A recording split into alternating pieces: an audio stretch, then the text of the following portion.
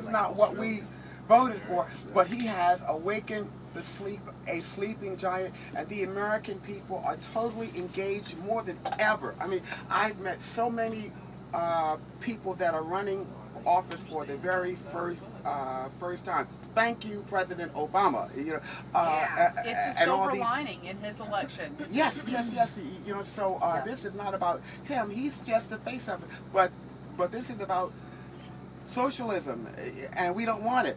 We're a capitalist country and proud of it. And if you want socialism, go live then in move. another socialist country. You don't like it? Move. Get the hell out. Lloyd, before you got involved in this movement, would you have considered yourself a Democrat or Republican? Republican. Well, no, but like even stronger than that, I'm a conservative, because I know that conservatism is best for all people. You know, I was raised in the projects of Baltimore. So was half of my family, and they died of alcohol abuse and drug abuse, and they had free housing, free health care, free everything, you know, and still they died. They had no self-esteem, because self-esteem comes from personal achievement, you know, and they had none. Yes. I like that. There you go, Lloyd. That's awesome. Were they happy? No. They were absolutely miserable and angry. Most of the people in the projects were violent and angry, and I'm thinking, why are they so pissed? Because, you know, they have everything free, you know, because it goes against the human spirit. What got you out of the projects, Lloyd? My dad was one of the first blacks to break into the Baltimore Fire Department, and the welfare department raised our rent to $72 a month, because my dad became a fireman. My father said, $72 a month? They're crazy. We're moving. And that was the best thing that had ever happened to us. What was it like waking up in the morning when you walk out the door in the projects when you were a kid? Hostile. There was a hostile tension in the air there, and you had to be tough to survive. I heard a broken glass story. What was that all about?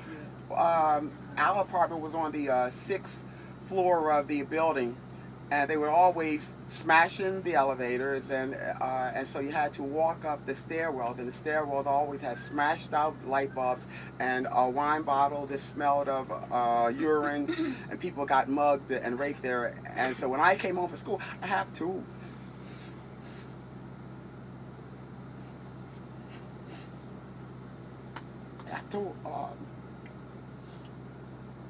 walk up that stairwell in fear of my life, you know. But this is what happens when government becomes the daddy, you know.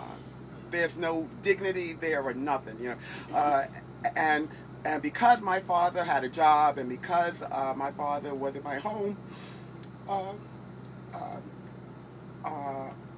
of my father's sons are men, and we've all worked since we were 10, you know. Did anybody ever tell you when you were a kid who you'd wake up in the mornings? Did anybody ever tell you who made that mess in the mornings? No, like everybody was saying, like everything is the white man's fault. Like that's all I heard the whole time. And even at 10, like I was saying, well, how do we stop these white people from coming in here at night and peeing in the hallway and breaking up whiskey bottles? You know, I knew it wasn't the white man's fault, because white people were not there. One last. Oh, I tell all of this in my upcoming book, my first book, Confessions of a Black Conservative.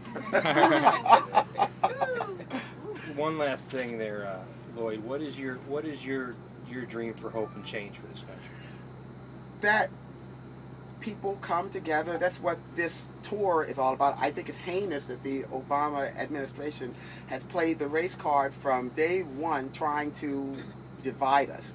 So our mission is to bring people together, and hopefully I would love to see more black folks see the light. What was that thing we did in that park the other day?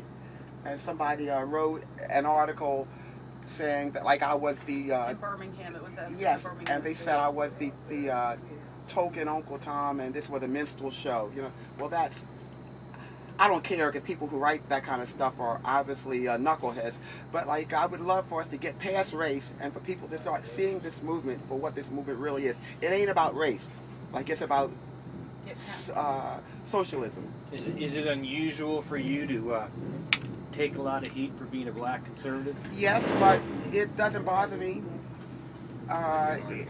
in the slightest.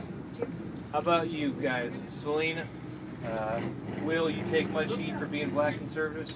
No, you know, I don't take a lot of heat. I don't necessarily know why. I'm not going to try to understand that. I tend to give more heat than I take. No. Well, He's Marine. I'm confrontational. I take the issues to people. Are you? I spark. Yes, For I am. real? Will, let me ask you. A lot of people say, is this a dying or a growing movement? Have your book sales Oh my been? goodness.